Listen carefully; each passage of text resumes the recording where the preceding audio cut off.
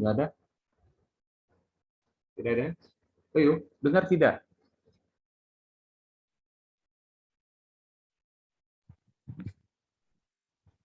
Ketua kelas dengar? Dengar, Pak. Ya, jangan didiam ini. Oke, kalau gitu kita masuk poin materi yang ke dua aja. Kita masuk bentar. Ini share dulu. Teman-teman bisa lihat. Ini bisa dilihat pertemuan 10. Bisa, Pak. Oke, kita lihat. Ya memang ini pertemuan 10 apa 9 sekarang? Halo?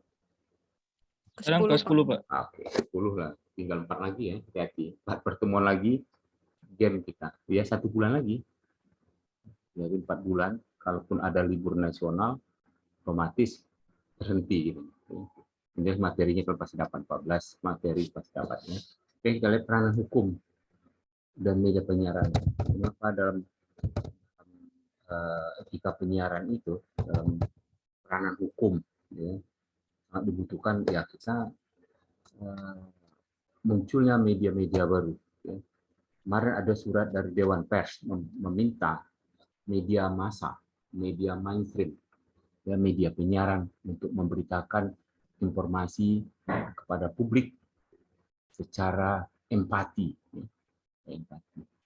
Dan kasus macam-macam kan. Yang menarik minggu ini kasusnya apa? Nah, saya mau nanya dulu. Kalau kalian perkembangan apa? Apa yang isu yang sampai sekarang masih sangat mencemaskan, sangat menyedihkan apa? Kalau teman-teman membaca media, silakan.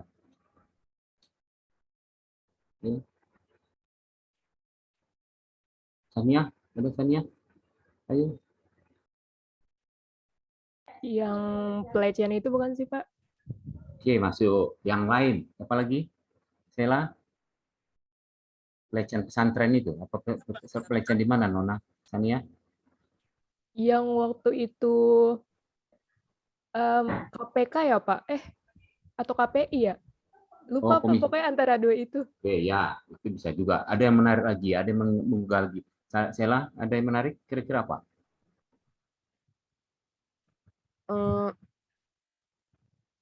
Apa ya, Pak? Nggak tahu, maka media, nggak baca koran, ya. Maka itu media-media anak komunikasi nggak tahu. Ya, yang lain siapa yang tahu? Ya. Peranan hukum Hilangnya benar. anak gubernur. Itu yang sangat kan banyak yang memberitakan macam-macam. Ya. Maka peran hukum dalam media penyiaran butuh sekali. Apakah televisi, apakah media online, apakah radio. Dewan Pers mengimbau bahwa media-media mainstream harus memperhatikan etika di saat berita seperti berita duka. Ini hari ke-6, ya, kenapa hari ke-7 si anaknya Emil, Gubernur Ridwan Kamil, Jawa Barat ditemukan. Diimbau, maka itu diminta memunculkan berita-berita, jangan membuat berita sensasi. Kalau dia media online itu bukan ranahnya kita, dalam hal ini kita bukan ranahnya jurnalis, itu ranahnya cyber. Ya. Yang kita bahas ini yang masuk dalam konteks hukum dan kode etik ini, ya, di satu semester ini itu ranah media penyiaran. Dewan Pers dengan ketua yang baru, ya, Profesor Junedi Azra. Kalian harus tahu siapa ketua Dewan Pers nanti. Kalau kalian tidak tahu, lewat. Ya. Ini Junedi Azra, mantan rektor UIN Jakarta, ya, itu yang mengimbau semua media-media mainstream, media-media penyiaran, media cetak untuk memberitakan secara empati berdasarkan fakta dan peristiwa yang benar. Ini pentingnya. Ya. Jadi kita tidak bicara dalam ini media Facebook itu biarin. Itu ranahnya bukan media kita. Itu ranahnya media cyber. Kita bicara dengan hukum dan kode etik ini media-media mainstream, media-media arus utama. Nah, itu udah diimbau. Ya. Kalau kalian nanti bekerja di media massa, atau media penyiaran atau media cetak. Nah, harus mengikuti aturan dari himbauan yang disampaikan Dewan Pers. Ya. Kenapa? Karena apa yang ditulis, apa yang disampaikan media massa itu berpengaruh. Apakah media penyiaran, apakah media cetak, maupun media online, ya, maupun media new media. Nah, kita tidak bisa terjebak ke arus media baru seperti Facebook, Instagram,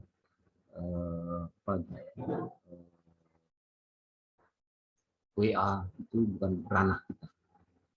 Satu dan ini diimbau. Nah, ini salah satu ya, bagaimana seorang jurnalis tetap memperhatikan, ya, etika dalam hal penyiaran, dalam hal tugas. Ini sangat menarik, ya. Dewan Pers sudah mengimbau berhati-hati menulis informasi yang akan disampaikan ke publik itu harus punya rasa pertanggungjawaban moral. Ya. Ini itu bagian pembukanya. Nanti kalian bisa diskusi, ya. Kenapa jurnalis bebas dan independen? Kenapa Dewan Pers mengeluarkan imbauan, ya, dalam kasus tadi yang kata di Tanzania itu soal pelecehan, perkosaan terhadap anak-anak? Itu salah satu begitu. Apalagi dalam kasus pelecehan seksual terhadap wanita atau terhadap anak-anak, jurnalis itu harus punya rasa empati. Tidak seenaknya. Iya Pak, tapi kan ini fakta, iya fakta. Tapi inilah katakan jurnalis bebas dan independen. Ya, jadi tidak seenaknya. Ya, ini bagian besarnya jurnalis independen. Delik pers, ya. Delik pers itu kan kejahatan. Umpama katakanlah apa yang ditulis orang tentang anaknya Emil, ya, menyangkut terus sadistis. Ya, ada yang mengatakan anaknya itu mungkin ada sisi arogan, sudah masuk ke sana, terus tidak memperhatikan bisnis itu kan opini dari si penulis. Kan. Bagaimana orang keluarganya lagi berduka, itu kan yang dikatakan empati itu. Kalau di Facebook saya lihat juga, ya, saya lihat ada kesannya foto Emil itu lagi berdiri di pinggir kali. Itu gimana merekayasanya? Luar biasa itu. Ada semacam itu di media new media, ya. Nah, kalau hal-hal yang bersinggung ke masyarakat yang menimbulkan pro dan kontra seperti media mainstream tadi, media penyiaran menyampaikan informasi-informasi yang tidak berdasarkan empati, masuk dalam ranah delik pers. Kalau di cyber itu ranahnya kejahatan cyber. Ya, kalau kejahatan cyber itu polisi berhak menangkap. Tapi kalau media melakukan kesalahan seperti menulis tentang apa yang tidak ada fakta, itu masuk dalam ranah delik pers. Dan media itu begitu ada bantahan dari masyarakat, wajib dia melakukan klarifikasi atau minta maaf. Delik pers. Nah, berikutnya memperoleh gambaran yang objektif dalam hal pemberitaan, dalam hal informasi-informasi yang fakta. Ya. Kita lihat kasus tadi, 2 kasus, Insela sama teman mengatakan tadi kasusnya perkosaan sama kasusnya tenggelamnya anaknya Ridwan Kamil, itu kan harus mempergambarkan objektif. Jangan maunya kita. Objektifnya gimana? Ya biarin aja otoritas di sana yang menjelaskan. Mungkin kedutaan besar kita di sana. Itu gambarannya objektif. Jangan seenak-enaknya seperti yang kita lihat di Facebook, di Instagram, itu kan seenaknya. Itu benar-benar kejahatan. Ya, gambarannya objektif dan penuh empati. Ya, di sini tuh, ya. Ini yang gambar. Lanjut, saya sudah tahu, nanti kita buat diskusi. Pendidikan pers dalam kasus hukum, nah, perlu. Ya, sekalipun kita komunikasikan dapat bagian mata hukum. Ya. Tapi apa istilahnya minor, itu tujuan untuk apa? sekedar tahulah bahwa hukum itu perlu. Ya. Ya, hakim dalam putusan hukum pidana jatuhkan kepada pers kita denda sebagai bentuknya. Dan kasus dalam kasus pendidikan pers ini, kalau pers melakukan bersalah, ya denda, ya, atau pidana hukuman percobaan. Tapi pentingnya di Vkom itu ada mata kuliah minor, ambil mata kuliah itu gunanya begitu. Mata kuliah nanti terjun ke dunia jurnalistik atau dunia PR, karena tahu bagaimana kasus berhadapan dengan hukum. Ya. Deklarasi Brisbane, ini ada satu deklarasi di Australia yang mengatakan itu nama kesepakatan bahwa media itu penting, media literasi. Media itu perlu melek grup, dalam hal ini para jurnalisnya. Ya, itu disepakatin di Australia, itu namanya deklarasi Brisbane.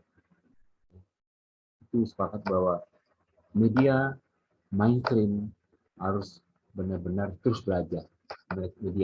Media literasi itu dia tidak ada istilah seorang jurnalis tidak mau belajar lagi. Ini kebebasan ini harus informasi. Sekali lagi kepercayaan publik pada jurnalisme. Apa yang ditulis oleh media mainstream, apa yang disampaikan oleh berita televisi tentang kasus perkosaan, kasus tenggelamnya anak Ridwan Kamil, tetap masyarakat percaya. Maka itu dalam hal pemberitaan penyampaian informasi itu harus memperhatikan aspek empati dan fakta dan peristiwa. Ini kepercayaan publik terhadap jurnalisme. Jadi masyarakat bisa aja ada yang percaya atau tidak terhadap media baru, katakan Facebook. Tapi kalau dalam konteks jurnalisme ini, masyarakat harus kita berikan kepercayaan. Nah, kenapa itu? Maka itu jurnalistik itu menyampaikan fakta, peristiwa, dan secara empati. Dan publik kepada jurnalis ini kan sampaikan masyarakat tentang kasus tenggelamnya di Wuhan itu benar-benar fakta. Kalau kita tidak sempat ke sana meliput, ya kita kan tidak kedutaan besar di sana. Di sana juga ada di kedutaan besar itu biasa ada akasepers, ya, anak-anak hukum, anak-anak komunikasi di tempat itu. Dan dia yang menyampaikan itu. Sumbernya kalau tidak dari otorita dari pemerintah Kanada, kasus anaknya Ridwan Kamil, bisa sumbernya dari kedutaan. Jadi muncul kepercayaan publik. Lagi reporter dan editor harus cermat. Kenapa wartawan, reporter dan editor cermat? Ya karena kita dipaksa. Salah menuliskan, salah menyampaikan informasi, akibatnya fakta. Cermat. Reporter itu harus melihat langsung. Maka itu reporter harus ke lapangan. Jadi gambarnya saya lihat di luar negeri, ya bagaimana seorang reporter wawancara narasumber di lapangan. Tidak ada main-main lagi. Ya, ini bahwa reporter ini terus cermat mempertimbangkan kemungkinan yang dampak yang akan terjadi. Ketika pers dan hati nurani, ketika pers itu bagaimana kita punya etika, sikap dalam pemberitaan, etik. Ya, maka kita harus dapat mata kuliah etika dan jurnalistik. Etika dan hati nurani, maka itu mengapa seorang jurnalis, seorang anak komunikasi itu menulis dalam seperti ini. Kasus tadi perkosaan, kasus anaknya ini Ridwan Kamil yang tenggelam di Swiss itu kan secara kita dengan hati nurani, social responsibility, ya, rasa tanggung jawab sosial kita, ya, kita jurnalis, kita komunikasi, kita punya tanggung jawab sosial. Sekalipun itu media kita, sekalipun hak kita punya tanggung jawab sosial. Kita menyampaikan informasi masyarakat dengan empati dan social responsibility. Equal play, menjadi beritaan berimbang. Kasus perkosaan itu kasus lain, ya, kasus anaknya Ridwan Kamil tadi, itu kita berimbang. Kita lihat fakta informasi dari kedutaan, kita informasi dari masyarakat sana, gimana perkembangannya. Kalau kasus kayak perkosaan itu kan banyak yang akhirnya equal pay itu harus berimbang. Tanggung jawab kepada hati nurani tadi harus punya rasa tanggung jawab Nah, kalau jurnalis tidak punya, jurnalis tidak punya rasa hati nurani, ya susah. Kita harus berhadapan dengan hukum terus. Tadi kode etik jurnalis itu tadi ya. Pentingnya etika pers atau kode etik jurnalis itu penting untuk kita mampu melaksanakan tugas sesuai dengan standar profesi kita. Bagaimana memberitakan kalau korban perkosaan, bagaimana pelecehan terhadap masyarakat yang rentan terhadap kekerasan. Artinya ada pedoman kita ada soal kontrol media itu kontrol. Kontrol siapa yang kontrol? Ya masyarakat. Ya. Media kita kontrol masyarakat. Kalau masyarakat tidak senang bisa menggugat, maka itu kontrol bukan pemerintah lagi. Dulu media zaman Orde Baru dikontrol pemerintah, Departemen Terang. Sekarang kontrol di masyarakat, khususnya media anak-anak komunikasi. Ini perlu rujukan, ya. Teman-teman bisa materinya. Ya.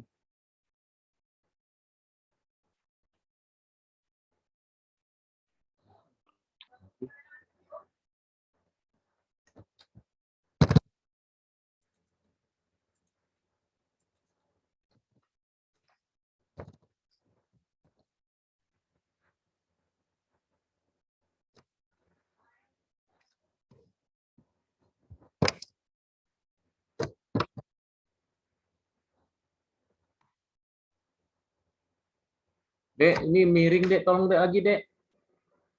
Rumah. Tolong di kemarin, Dir. Iya, miring kemarin itu. Putus ini.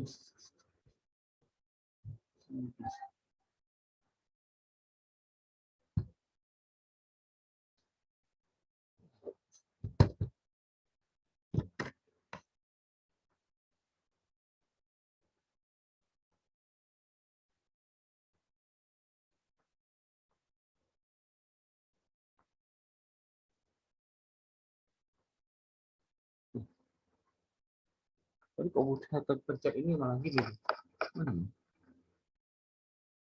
Kan kelasnya lagi berlangsung kan saya. Udah putus. Ini masih ada. Oh iya.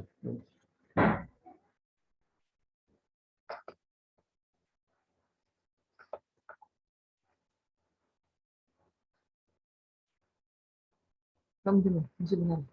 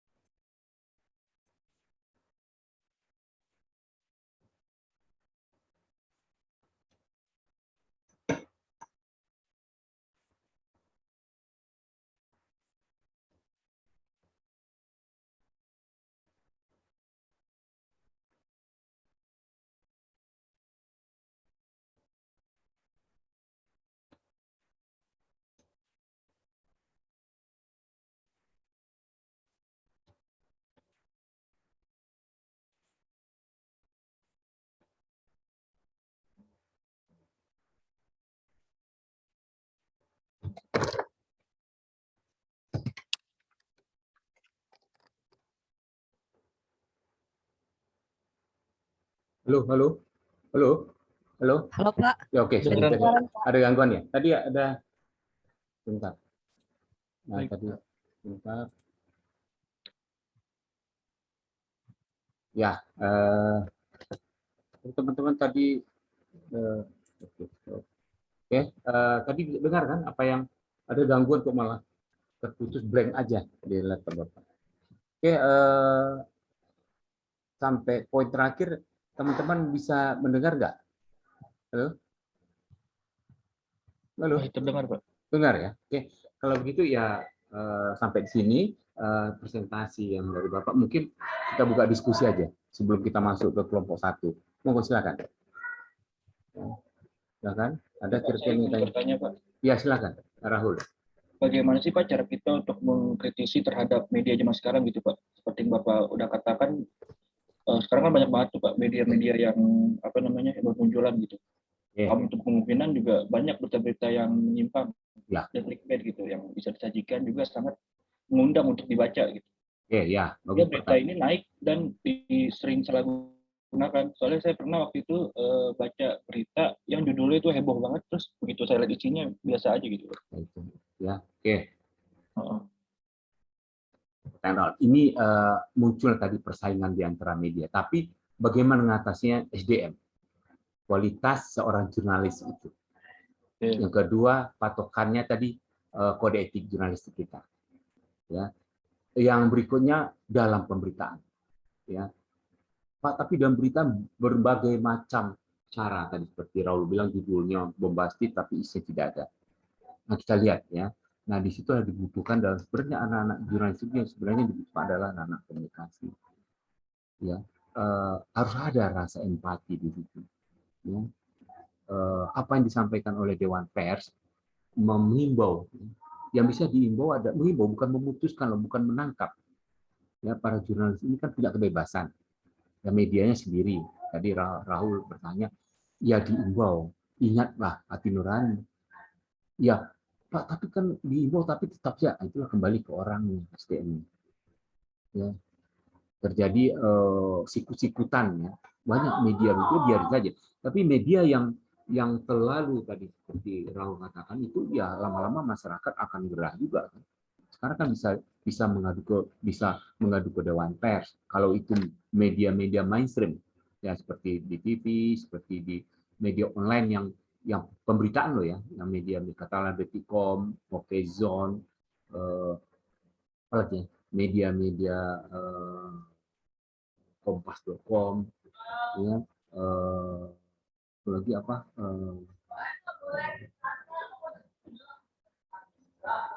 suarakarya.com yang bersifatnya benar-benar menyampaikan informasi. Kalau dia tidak salah dalam menyampaikan, kita bisa gugatnya, bisa melakukan ke Dewan. Tapi persoalannya banyak media-media lain yang mengaku-ngaku juga produk jurnalistik. Ya itu kan gampang. Dewan Pers kan membuka diri untuk bagi masyarakat yang merasa dirugikan oleh media-media mainstream. Kalau ternyata masyarakat dilecehkan oleh media Facebook atau katakanlah Instagram atau bertanya ke Dewan Pers pasti akan menjawab. Ya, ditanyakan, Pak, Ibu, ini bukan ranah kami. Karena kalau di Facebook Ibu atau apa dirugikan, Dewan Pers akan menjawab, silakan Bapak melapor ke polisi. Ya, karena itu merupakan kejahatan cyber. Nah, tapi kalau seandainya media mainstream yang terdaftar di Dewan Pers melakukan kesalahan, biasa Dewan Pers akan melakukan klarifikasi, akan menengahi, bukan klarifikasi, menengahi ke media itu. Menengahi gimana? Dan meminta media itu untuk mencek benar tidak beritanya. Kalau benar, nanti tolong dilengkapi. Kalau salah, tolong diralat. Begitu juga nanti kalau masyarakat tidak puas dengan ralat bisa menggugat ke pengadilan. Jelas. Dan itu merupakan tulisan-tulisan yang ditulis atau laporan-laporan di televisi atau radio yang disampaikan oleh jurnalis yang terdaftar di Dewan Pers itu adalah kejahatan Dewan Pers. Itu ada kejahatan delik pers. Tapi di luar itu merupakan kejahatan cyber dan polisi bisa menangkap. Ya seperti Rahul bilang ya, yang dibutuhkan adalah empati. Ya. Rasa seorang jurnalis itu yang punya hati nurani tidak. Kalau dia tidak punya hati nurani ya seperti Rahul katakan banyak. Ya. Siapa yang kontrol? Ya bukan lagi pemerintah yang kontrol, adalah masyarakat. Masyarakat berhak melaporkan. Ya, kalau benar-benar itu produk jurnalistik medianya terdaftar Dewan Pers akan menanggapi, akan membantu. Karena Dewan Pers itu bukan membela para jurnalis, dia berada di tengah-tengah, dia sebagai mediator. Kalau jurnalis salah, dia mengatakan Anda salah dan harus melakukan perbaikan. Kalau Anda tidak melakukan perbaikan, tidak melakukan maaf, tidak melakukan ralat, Anda berhak ke pengadilan. Itu Dewan Pers. Itu menurut Bapak Raul. Kalau memang di luar media-media mainstream itu merupakan kejahatan cyber. Bukan lagi urusan Dewan Pers. Dewan Pers sifatnya kan imbauan. Maka itu jurnalis itu harus punya hati nurani, harus terus belajar. Ya anak komunikasi kan dituntut harus belajar terus. Maka itu anak komunikasi tidak dikatakan ahli. Anda tidak dikatakan ahli untuk lebih sarjana. Ya kita hanya menyampaikan, kita sebagai penyampaian. Kalau komunikasi ya bagaimana kita menghubungkan, bagaimana kita melaporkan sesuatu kepada masyarakat. Jadi kita sebagai penyambung.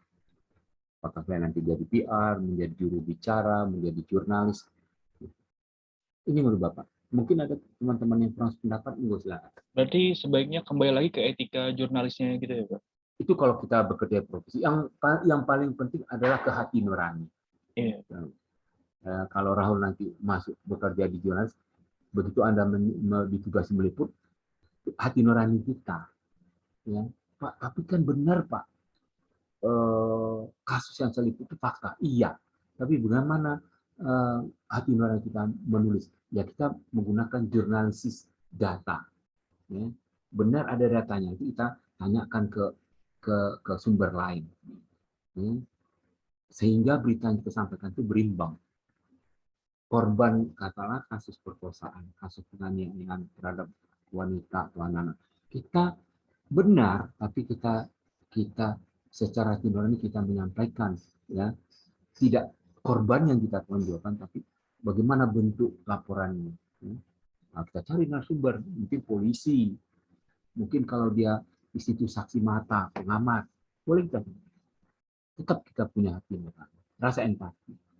Ya terus kita belajar, maka itu kita dituntut untuk terus belajar. Ya. Apa tadi melek literasi tadi. Ya. Terus belajar.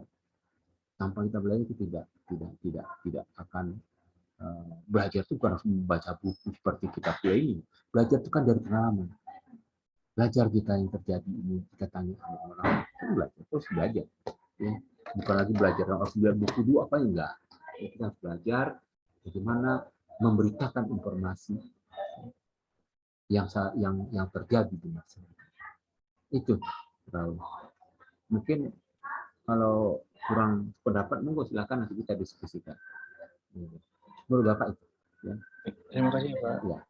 Yang lain mungkin bisa menanggapi atau sependapat apa tidak sependapat, kita coba diskusikan ya. Kita diskusikan sekitar 5 menit lagi sebelum masuk kelompok 1 dan 2. Silakan. Materinya kan udah berapa hari yang lalu, kemarin atau berapa Senin Bapak udah kirim. Silakan. Ayo. Ya. Oke. Randy, silakan. Nanti materi PPT kelompok 1 dan kedua tolong di-share di grup ya. Jadi kita teman-teman bisa lihat ya, kelompok 1 dan 2 harus di-share di grup PPT-nya, makalahnya juga. Jadi teman-teman nanti bisa membaca masing-masing, karena kalau di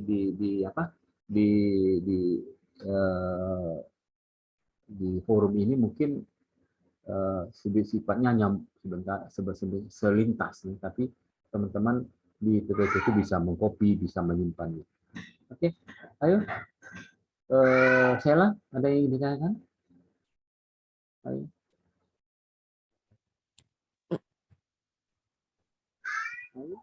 Kita buka diskusi.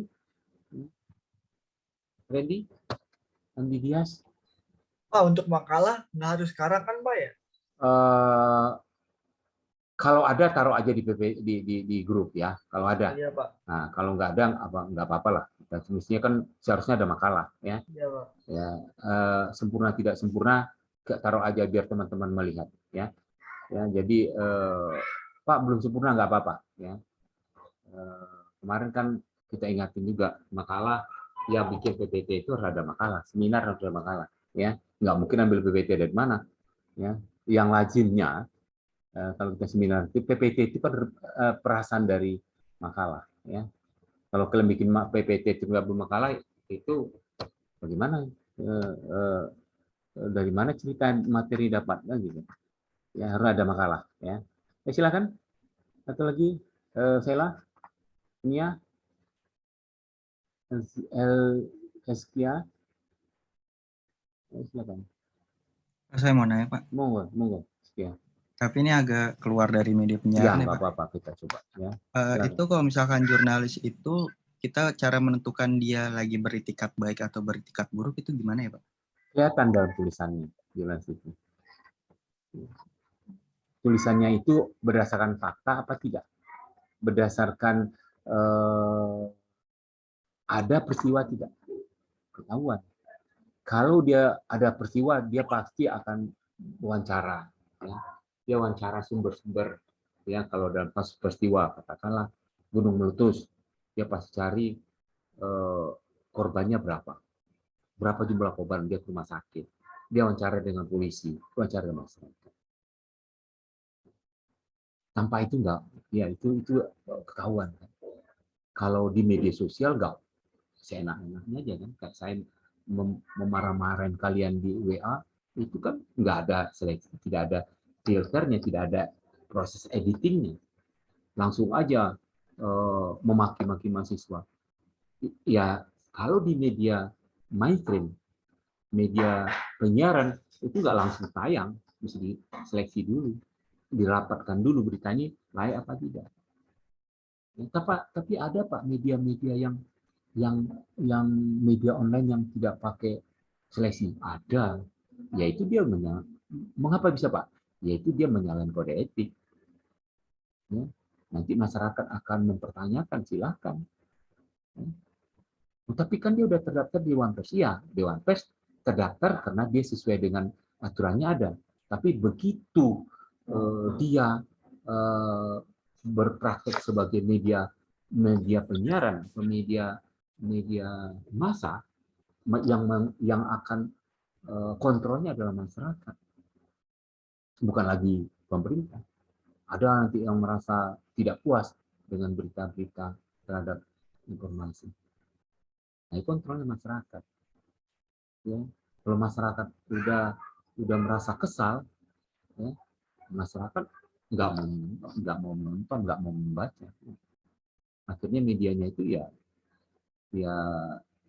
ditinggalin sama orang. Kan banyak media pemberitaan yang tidak dibaca orang, akhirnya mati. Banyak media online kan banyak. Media online itu bukan semua media online itu merupakan produk jurnalistik. Banyak media, ribuan media online yang terdaftar di Kementerian Komunikasi Informasi. Tapi yang benar-benar produk jurnalistik, media yang melakukan produk jurnalistik hanya sekian ratusan. Yang lainnya yang merupakan media penyiaran. Dan itu merupakan pelanggaran terhadap undang-undang penyiaran. Tapi kalau media penyiaran yang memposting diri tentang pemberitaan news, dia akan dipantau terus oleh masyarakat dan Dewan Pers akan memberikan perlindungan terhadap kedua belah pihak, masyarakat maupun media. Itu SPA. Jadi kembali ke hati nurani. Yang akan mengontrol adalah masyarakat. Ini menurut Bapak. Mungkin ada teman-teman lain yang untuk menambahkan, monggo silakan.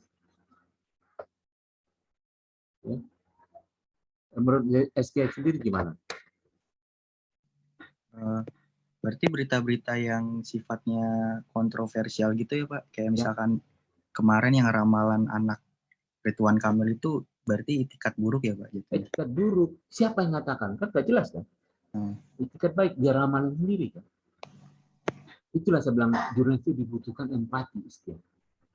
Dari mana dia dapat ramalan itu? Kita kan jurnalis, bukan kita meramalkan, loh, hati-hati. Ya. Dia meramalkan macam-macam. Yang ngomong siapa? Apakah orang tuanya? Boleh kalau Ridwan Kamil meramalkan, menurut orang tua Emil, boleh. Itu sumbernya valid. Atau kedutaan. Atau pihak kerajaan Swiss. Tapi nggak ada sumber. Itu kan bahaya. Ya bagaimana keluarga Ridwan Kamil yang lagi berduka, musuh masuk media lain yang mengatakan ramal-ramalan. Ya. Nah itulah yang kita seorang jurnalis itu, ya kita terikat pada hukum dan kode etik media itu rambu-rambu kita. Hukum apa? Karena kita ada hukum kita kan ada hukum pers, ya. Ada hukum positif KUHP. Kita berdasarkan itu. Kenapa kita negara hukum? Ya. Jangan seenak-enaknya dia ramalan dari mana? Saya juga baca, tapi kita nggak sampai tuntas. Orang lagi berduka kok masih ramalan. Macam-macam. Ya mungkin media online katakanlah, ya media online itu kan biasa mencari sensasi. Tapi kalau media online yang merupakan produk jurnalistik, dia berhati-hati. Kalaupun ada, itu media online yang tidak punya sense of empati. Orang lagi berduka kok malah meramal-ramal. Dan yang dia wawancarain atau sumber ramalan itu tidak jelas. Itu merupakan kejahatan delik pers itu. Kalau dia masih media online itu terdaftar Dewan Pers. Kalau media online yang tidak terdaftar Dewan Pers itu mungkin kejahatan cyber, ya, atau kejahatan penyiaran. Undang-undang penyiaran kan ada. Itu menurut Bapak. Silakan teman-teman yang lain untuk menanggapi. Halo? Enggak ada? Kalau tidak ada, kita coba share kelompok 1 untuk mempresentasikan. Setelah itu dilanjutkan kelompok 2, ya. Jadi silakan pemaparan kelompok 1 lanjut kelompok 2, nanti baru kita buka diskusi. Tapi materinya PPT-nya tolong di-share ke grup biar teman-teman bisa melihat. Ya, silakan. Kelompok 1 dulu boleh, ya. Silakan. Baik, Pak. Saya izin share screen ya, Pak. Ya. Share screen atau udah kamu kirim ke PPT belum? PPT belum ada? Coba Belum. ke grup PPT mana? Iya. Ke grup kita, ya. Biar teman-teman ada tidak? Saya mau nanya. Pak, saya belum bisa share screen, Pak. Oke. Harus dikasih.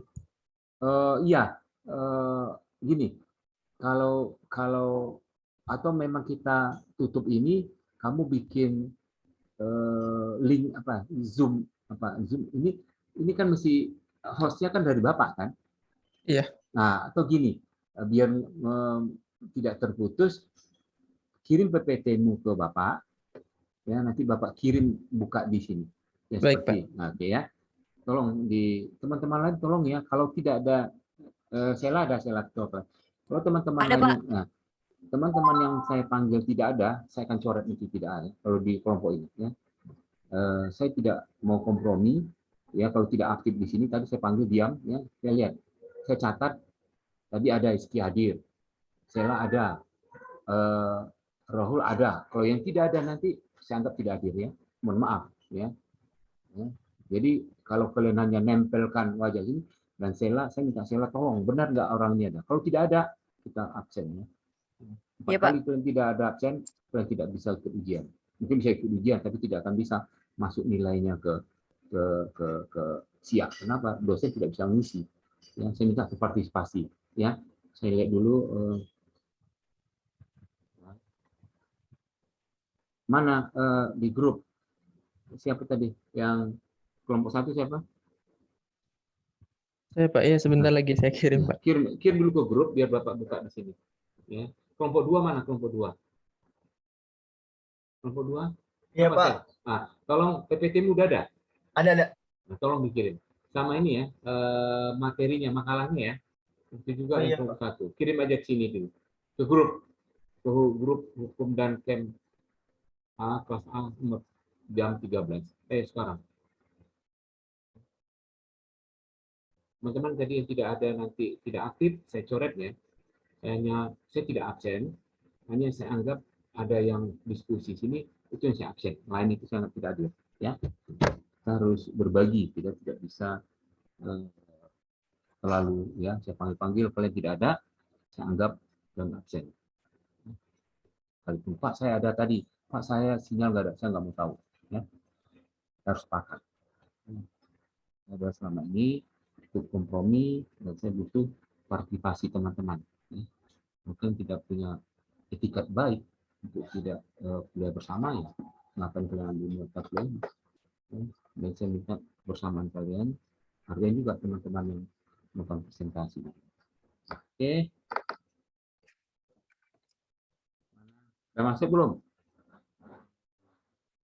Mana kelompok 1 tadi mana?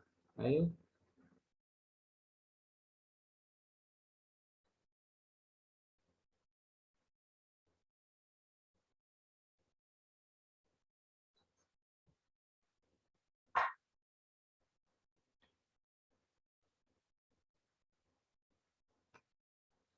Mana? Ayo kirim ke PPT-nya ke grup 1, 2 dan materinya. Silakan. Sela tolong diingatin teman-teman Sela. Suruh Ya, Pak. mengirim ya, materinya biar kita bisa buka.